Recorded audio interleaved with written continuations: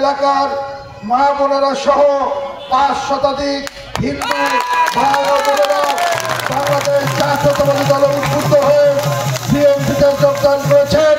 মোল্লাহাট উপজেলা বিএনপির পক্ষ থেকে আমরা ধন্যবাদ এবং কৃতজ্ঞতা জানাই এবং দেশ এবং জাতির এই ক্লান্তি লগ্নে আপনাদের এই যোগদানের মাধ্যমে এবং মানবিক সমাজ গঠনে আমরা আরো এক ধাপ এগিয়ে গেলাম।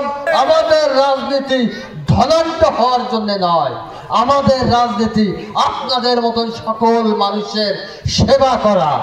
এটা আমাদের শহীদ রাষ্ট্রপতি জিয়াউর রহমানের নির্দেশ ছিল এবং সেটাই আমরা লক্ষ্যভাবে দেখে চলি। আমাদের পার্শ্ববর্তী ইউনিয়ন আটজুড়ি ইউনিয়নের সভাপতি বেঁধে রাখবেন, পারবেন, বেঁধে রাখতে পারবেন।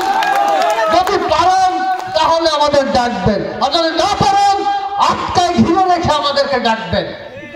আমরা যদি আসতে ভুল করি তারপরে আমাদেরকে মানুষ সম্মুখে বলবেন। আমরা আপনাদের এখানেই আমাদের পদ দল সব রেখে আমরা চলে যাব।